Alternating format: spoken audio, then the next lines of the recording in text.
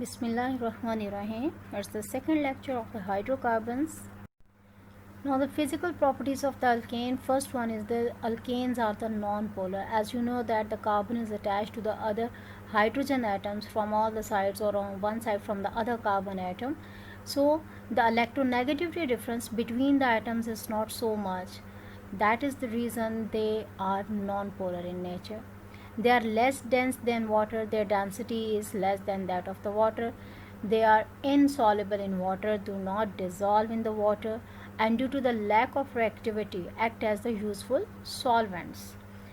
So they are the non-polar, less dense, insoluble in water, and less reactive. And due to this less reactivity, they are used as the solvents.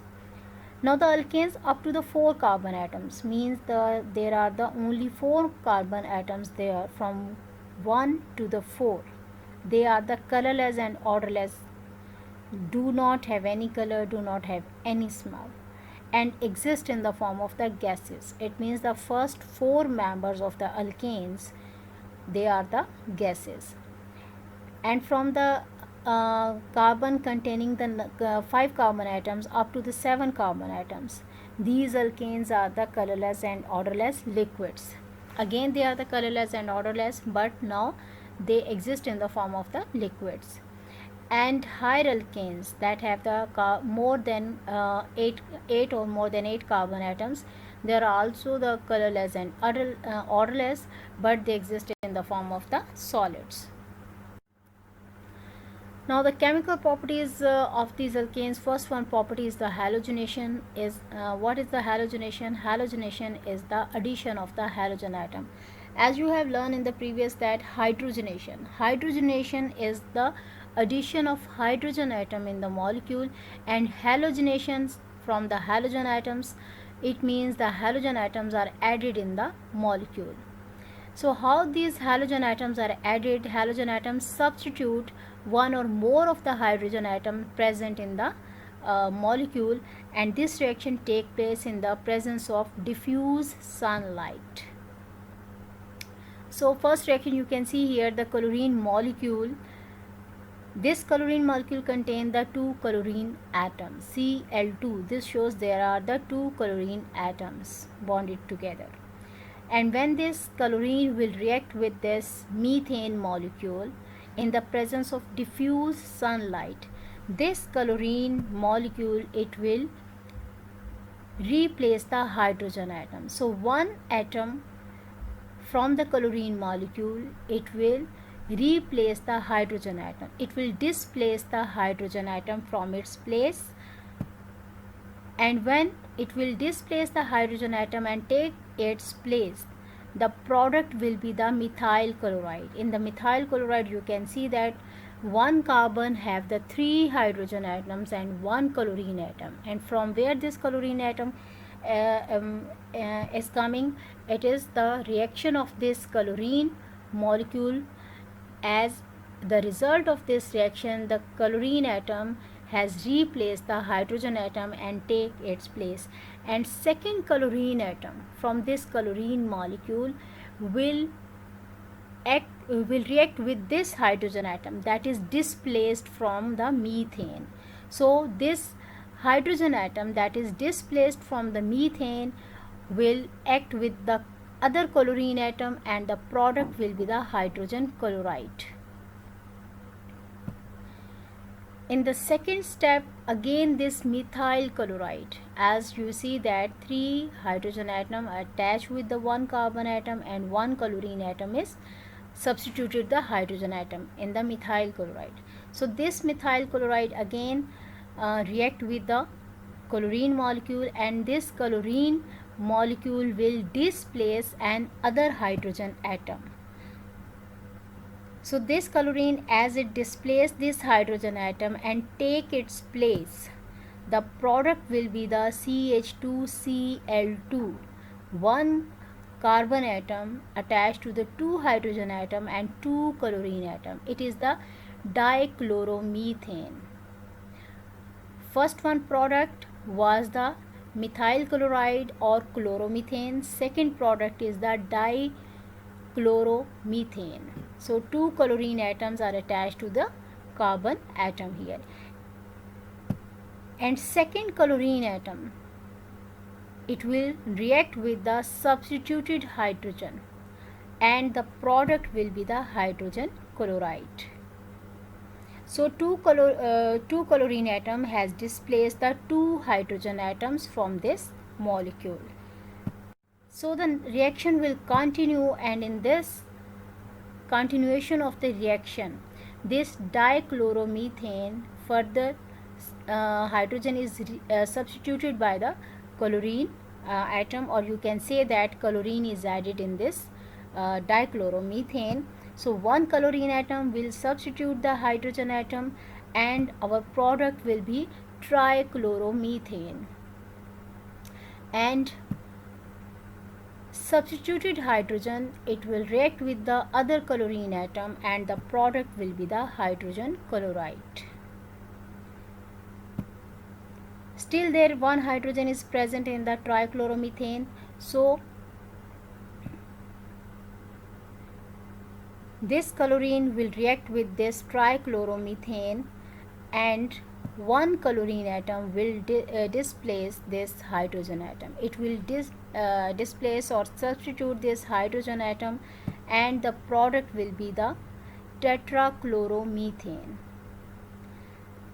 And this hydrogen atom that is displaced, it will react with the other chlorine atom, and the product will be the hydrogen chloride. So in this you can see that one by one all the hydrogen atoms are displaced by the chlorine, or you can say that the chlorine is added in the methane one by one, substituting the hydrogen atoms. So this process is called the halogenation, and the reaction is also called the substitution reaction, as the chlorine atom has substituted the hydrogen atom one by one in the presence of diffuse sunlight. In the previous you have learned about the reaction of the chlorine in diffuse sunlight with the methane. But what happened when there is the direct sunlight? In the direct sunlight, the reaction of the methane with chlorine is explosive, and it forms the carbon and hydrogen chloride. As you have seen that when the chlorination of the methane take place, there are the number of the products are formed. You can see there is the mixture of the products are formed during the chlorination of the methane when diffuse sunlight when reaction take place in the presence of the diffuse sunlight. And in the presence of direct sunlight, this reaction of the chlorine with methane is explosive, producing the carbon and hydrogen chloride. So the reactivity of the halogens with the alkene, you can see that first one is the fullerene. Fullerene is the most reactive in all halogens. So the reaction of the fullerene with the alkane, it is quite explosive. Whether it is light or it is the dark, the reaction of the fullerene is quite explosive with the alkanes. And chlorine is less reactive than that of the fullerene. It reacts differently in the dark and in the light. So chlorine reacts slowly in the dark and at the room temperature, but its reaction is very fast in the strong sunlight. Bromine is less reactive than that of the chlorine, and it requires the high temperature. So it will react with the alkanes at the high temperature or in the presence of strong sunlight. And iodine is the least reactive. So you can say that the iodine is essentially the unreactive. It do not react with the alkanes. So fullerene the most reactive, and iodine is almost unreactive towards the reaction with the alkanes. So what second reaction is the combustion. Combustion is a reaction with the air or oxygen that produce the heat and light. So a reaction of the substance with air or oxygen causes the rapid release of heat and light is called the combustion. So there are the two possibilities. One is the complete combustion of alkane, and second is the incomplete combustion. So complete combustion of alkane take place when there will be excess supply of oxygen. So supply of oxygen or the air is in the excess, then complete combustion will take place, and this complete combustion of the methane, it will produce the carbon dioxide and water and heat. So this alkane on combustion will produce the carbon dioxide and water, but it will be the complete combustion and it will take place in the presence of excess amount of oxygen or air. And what happened in the incomplete combustion? Incomplete combustion take place when there will be limited supply of the oxygen and the product will be the carbon monoxide and carbon and water.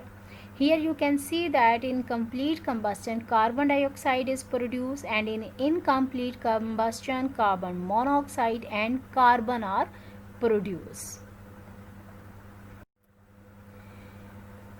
Now, while lighter alkanes are widely used as fuel, I have told you that first four members, they exist in the form of the gases and mostly they are used as the fuel, and next two members 5 to 7, they are also used as the fuel and they exist in the form of the liquids. So what is the reason they are used as the fuel? Because their combustion can be controlled. They do not produce explosive reactions, their reactions can be controlled, so their combustion can be controlled and they produce large amount of the heat per grams, and they are cheap and readily available. Now the different uses of the methane, it is used as the domestic fuel, as all of you use the soy gas in your homes, and the main component of this soy gas is the methane, and this methane is also used as a fuel for the automobiles in the form of the CNG. CNGs stand for the compressed natural gas. So it is also used as a fuel in the automobiles, and it is also used to manufacture the urea fertilizer. Thank you very much for listening me.